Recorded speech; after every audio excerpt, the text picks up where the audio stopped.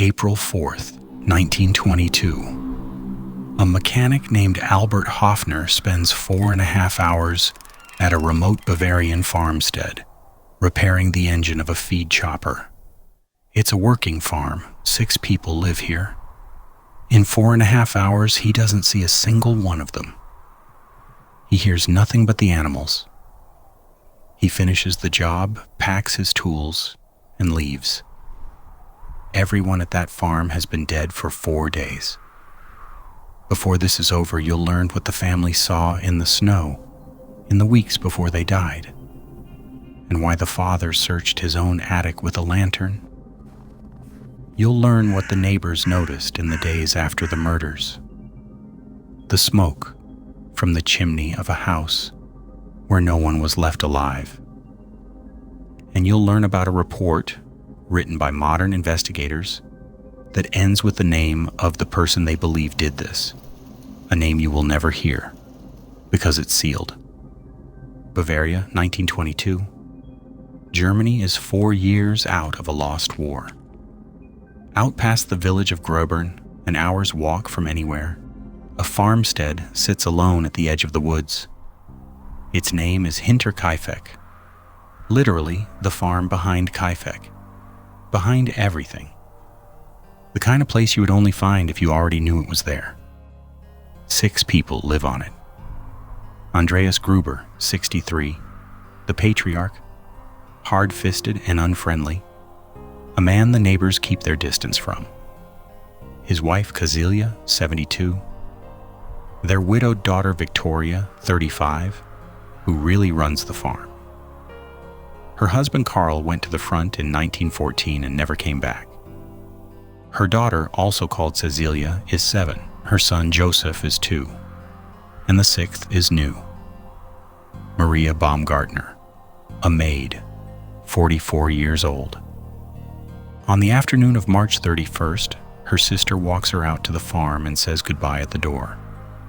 Maria will be dead before morning.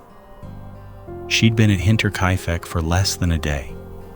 The position was open because the previous maid had quit. And the reason she quit is where this story actually begins. Half a year earlier, in the autumn of 1921, the old maid, a woman named Crescens Rieger, packed her things and left Hinterkaifeck. She told people the farm was haunted. She heard footsteps above her in the attic, voices when no one was there. The family laughed it off. She left anyway. Hold on to that attic. Everything in this case, and the beginning of it and the very end of it, keeps coming back to the attic. Then, in the weeks before the murders, small things begin to go wrong. A set of house keys disappears and never turns up. Andreas finds fresh scratches around the lock of the machine shed, as if someone has been working at it. One morning there is a newspaper in the house, a Munich paper, that nobody in the family bought, and no neighbor ever admitted to leaving. And then it snows. A few days before the end of March, fresh snow falls over the fields, and when it stops, Andreas Gruber finds a line of footprints. They come out of the forest. They cross his ground. They lead to the farm.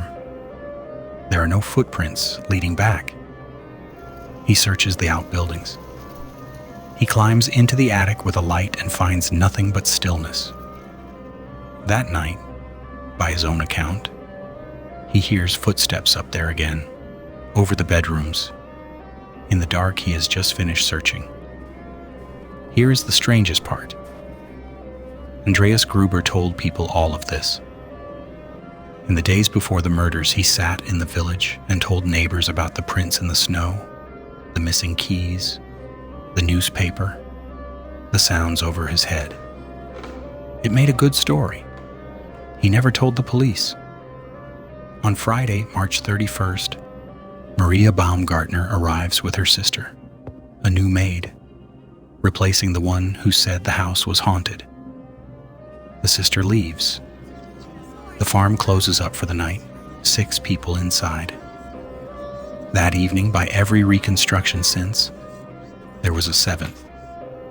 What happened at Hinterkaifeck that night was pieced together afterward from the positions of the bodies, and it is the detail that separates this case from almost any other. They didn't die together. They died one at a time. Somehow, a sound, a pretext, something out there in the dark, the killer drew them out of the house and into the barn, one by one. Andreas, his wife, Victoria, even 7-year-old Kazilia. Each of them crossed the yard, stepped through the barn door, and did not come out. Each one killed the same way, with a mattock, a heavy farm pick, and laid with the others, the bodies stacked and covered over with hay. Think about what that sequence means.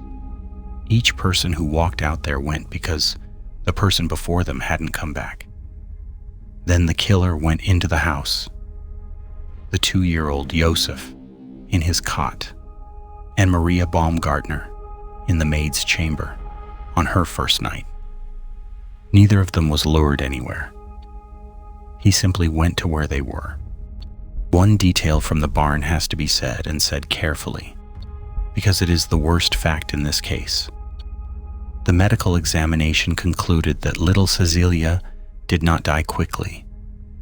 She lay in the hay for some hours. No one who has studied Hinterkaifeck ever gets past that. Robbery explains none of it. There was money in the house, a considerable amount, sitting in plain view, and it was still there when the police arrived. Whatever the killer came for, it wasn't that. And then he did the thing that no theory has ever comfortably explained. He didn't run. The nearest neighbor was a long walk away, the road was empty, the night was his, and he used none of it. He stayed. For the next 4 days, Hinterkaifeck looked from a distance like a working farm. Neighbors would later swear they saw smoke rising from the chimney over the weekend. The cattle in the barn where the bodies lay under the hay, were fed and watered. When the police arrived, they were in visibly decent condition. Food was missing from the kitchen. Bread and meat cut from the larder. Someone slept in the house. Someone tended the stove.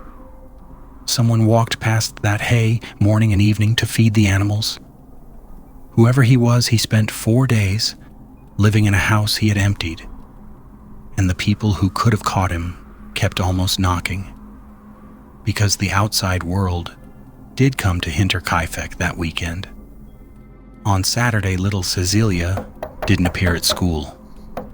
On Sunday, the family, regular churchgoers, whatever else was said about them, missed the service. The postman came up the track and noticed the mail piling up uncollected. A coffee salesman knocked and got no answer. Every one of them noticed something. Every one of them shrugged and turned around and walked back down the track, past the barn. And on Tuesday morning came Albert Hoffner, the mechanic from the beginning of this story, who spent his 4.5 hours repairing the feed chopper in an outbuilding, alone with the hum of the engine, and at most, one other living person somewhere on that farm. Whether the killer was still there that morning, no one can say. Hoffner finished the repair, noted how odd it was that nobody had come out to greet him, and left. That afternoon, the neighbors finally stopped shrugging.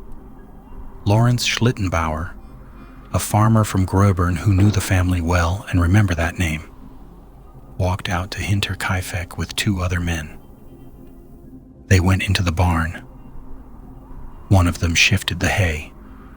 They found the family.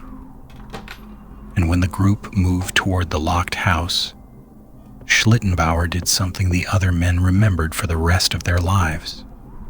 He didn't wait, and he didn't hang back. He opened the door and walked through the rooms, like a man who knew where he was going. By the time investigators arrived from Munich the next day, the crime scene was already dying. Word had spread.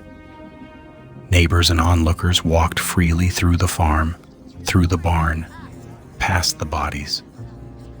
The search party had handled the corpses. Schlittenbauer himself had pulled the stacked bodies apart, and when the others asked him why, he said he was looking for Joseph. Looking, he said, for his boy, because that was the family's secret, and the whole district knew it. Victoria's husband had been gone since 1914. Joseph was 2. Schlittenbauer had been involved with Victoria and was paying toward the boy's keep. And in 1915, Andreas Gruber and his own daughter Victoria had been convicted in court of incest. Some whispered about who Joseph's father really was. It was that kind of secret, in that kind of countryside. Everyone knew and no one spoke. So the suspects assembled themselves. Schlittenbauer, the entangled neighbor with the alimony, the man who moved through the murder house like he'd been there before. He was investigated and never charged, and spent years afterward suing people who called him a murderer. Sound familiar? And there was a stranger candidate. Karl Gabriel, Victoria's husband, was reported killed at the front in 1914, but his body was never recovered. For decades, the rumor refused to die, that he had survived and come home and found his wife's household as it was.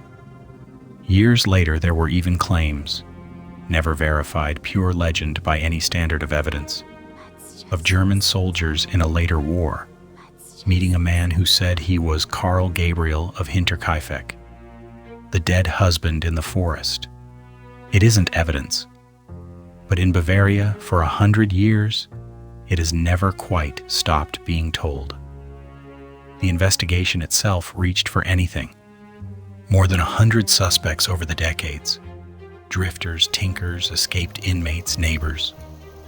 The victims' skulls were removed and sent to Munich for examination, where at one point they were shown to clairvoyants, psychics, consulted in a murder case, by police. The skulls were never returned. They were lost in the chaos of the next war, and the family lies buried without them. A destroyed scene, a vanished weapon, headless graves. It should have ended there. It didn't, because in 2007 someone opened the file again. 2007. 85 years after the murders, the case of Hinterkaifeck is handed to a new generation. Investigators at the Bavarian Police Academy in Fürstenfeldbruck, who re-examine the entire file with modern methods. Profiling, forensic reconstruction, a century of hindsight. They work through the old theories one by one, the robbery gone wrong, dismissed, the money was untouched, the random passing madman, hard to square with someone who knew the farm well enough to live on it for days, feed its animals, and move through it in the dark. The evidence kept pointing somewhere smaller and closer, someone familiar with Hinterkaifeck, someone the farm knew. And here is what makes this chapter different from every dusty theory before it. The Academy's investigators reached a conclusion. A most probable perpetrator. A specific name written in a modern report by professional investigators. Then they sealed it. The name was withheld out of respect for the living, because the descendants of that person are still out there, in those same villages. And German privacy law and plain decency both said the same thing. The dead can't be convicted, and the living shouldn't carry it. So the answer to Hinterkaifeck may simply be this: known, written down, and locked in a drawer in Bavaria. The footprints led to the farm. The file leads to a name. Neither one leads back out. There was no reason to keep the farm. In 1923, 1 year after the murders, Hinterkaifeck was torn down. And during the demolition, workers clearing the attic found something pushed away out of sight under the roof. The mattock. The murder weapon had never left the house.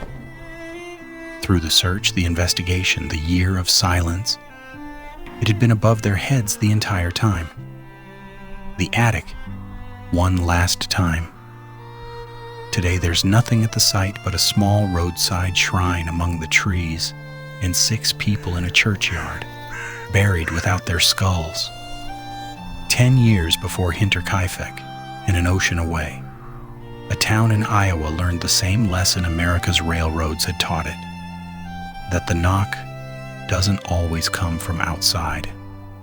Different country, different language, same secret. Sometimes the house is already occupied.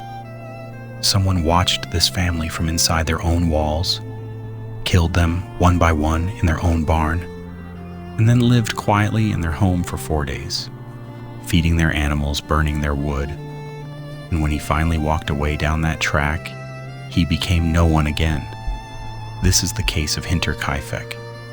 This is Dark Atlas.